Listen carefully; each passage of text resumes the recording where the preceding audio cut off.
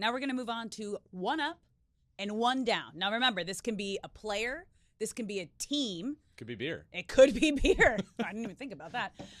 Someone that's up this week and someone or team that's down this week. So Ben, we're going to start with you. Who is your up this week? My up, and I am very excited to talk about this because I have believed in this guy.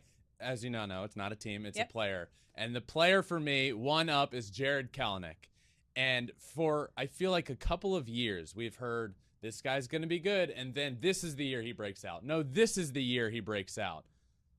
Well, it appears we're watching the breakout as we speak. Literally yesterday, Wednesday night, he hit a home run over 480 feet. Whew. Became just the 35th player to have a home run tracked by StatCast of 480 feet, which started in 2015. Only the 35th. Only the 24th anywhere other than Coors Field.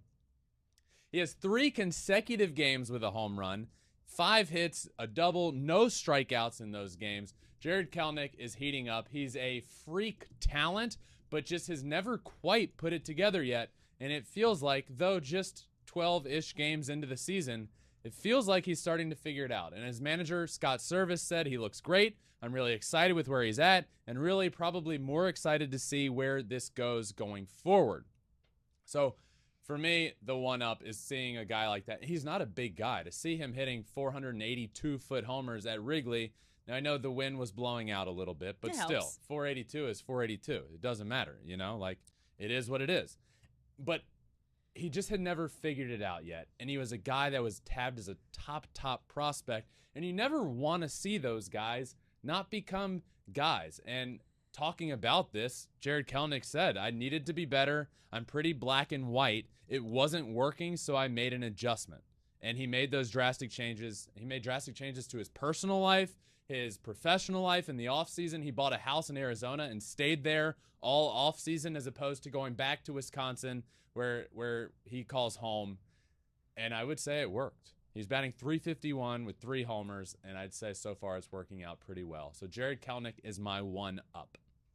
All right. Who's yours, Alex? Well, my one up is the Giants killer, Mr. Max Muncy, who just hit 4 home runs in San Francisco. Starting on Monday, it was a grand slam and a 3-run home run for 7 RBI.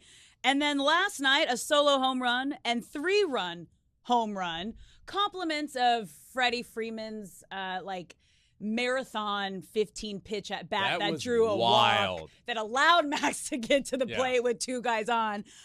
But San Francisco could not wait to get Max Muncy out of that ballpark fast enough. Yeah. 2 games, multi-home run games, just absolutely crushing the baseball. So my up is Max Muncy. I think I tweeted after his second home run, Max Muncy is a giant killer. He is. And there's no way around that. The guy last year, admittedly from himself, and he wasn't very good. Yeah. But you put the other team in Giants jerseys, and the guy becomes Barry Bonds. Yes. I mean, it's slays. It's remarkable. Yeah. So I like that. Yeah. And I hope baseball's good when Max Muncy's hitting balls into the bay out there in McCovey Cove, and it was great. I love great it. to see. I like it. All right, one down time. Yeah. My one down is Anthony Volpe. Mm. Now let me start by saying patience is key here. This isn't to say we need to rip the guy or he's never going to be good. Patience is key. But my one down is Anthony Volpe for starting the year 4 for 31, batting .129. Mm. Now, he was tabbed to be Derek Jeter's replacement, right? Like, they haven't had that shortstop lockdown position since Derek Jeter was there. Did we really expect this kid from New Jersey who was a massive Yankees fan, who wanted to be Derek Jeter, who was tabbed with being the apparent heir to Derek Jeter? Yeah. Did we really expect him to step in and be a superstar immediately? That answer is probably yes. Now, is that fair? No. Yeah. The guy's hardly able to drink legally, stepping in as the shortstop for the New York Yankees. He is struggling, but give him time. I do think he will be good. Let's remember this. So Anthony Volpe in his first 7 MLB games, 3 for 21, 143 with 9 strikeouts. Julio Rodriguez, J-Rod, who's a superstar now, 3 for 25 in his first 7 games, batting 120 with 13 strikeouts. Adley Rutschman, 5 for 28, 179. He's certainly struggling, but these other superstars that we've seen come up struggled as well. And it's early. Give him time, and I'm hopeful, and I do think I'm a big believer in Anthony Volpe.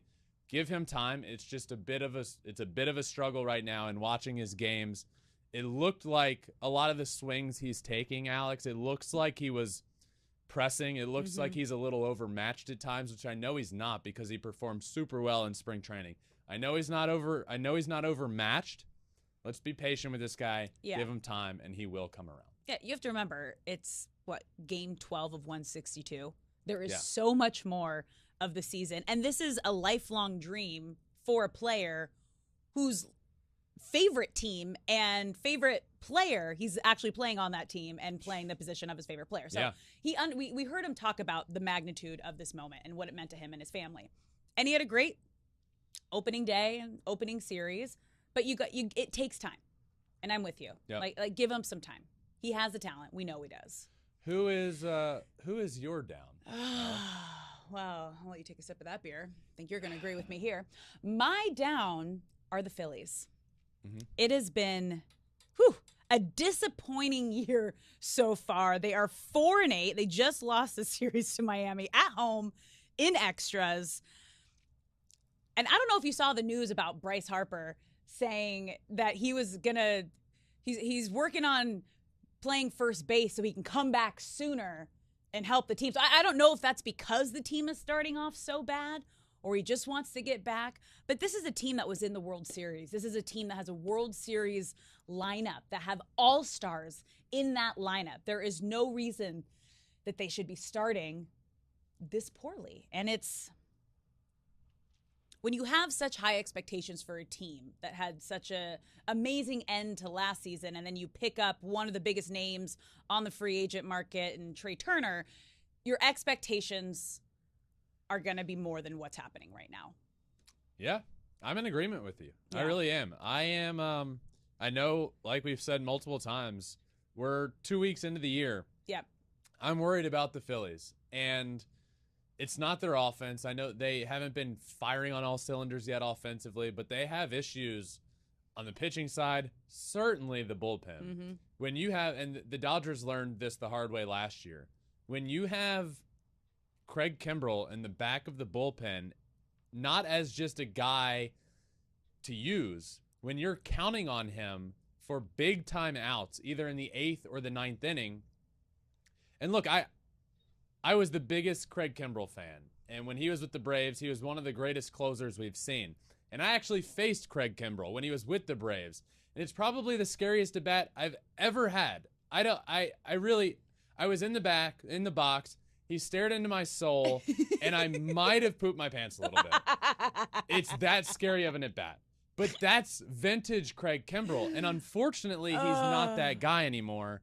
But the Phillies are counting on him to be that guy. They have guys in the back end of the bullpen, Craig Kimbrell, Sir Anthony Dominguez, Jose Alvarado, who none of those guys to me scream like, well, I feel comfortable in this inning. And that becomes a problem. And then outside of their top 2 starters right now in Wheeler and Nola, there's issues there as well. Pitching over the long haul wins. It's tough to outslug everyone all year long. I am worried about this Phillies team. Yeah, I think I don't want to say we overlooked, but they lost a lot of arms this offseason. Yeah. Starting, relief, and we're seeing they did not fill the holes that they needed to fill. I think the Phillies undervalued him a little bit, but I feel like you've made a poor decision when you have a pitcher that you didn't really value a ton, and then he turns around and signs with the Rays for the biggest free agent contract they have ever given out, which is what happened with Zach Eflin, right? Yeah. Zach Eflin was he wasn't a guy for the Phillies. They kind of used him in a weird way, bullpen starting, and then the Rays turn around and give him the biggest free agent contract in their history. Yeah. And I'm telling you, if you're ever making a trade with the Rays, one, don't do it. Yeah. And 2, just know you're going to be on the wrong side of things if you lose a player to them. But yeah, I agree with your one down being the Phillies. All right. Thanks for watching. If you love Flippin Bats, swinging 3-0, or just talking ball, join us. Call us at 213-537-9339 with your questions. We have a weekly guest, and we have a lot of fun, so hit that subscribe button.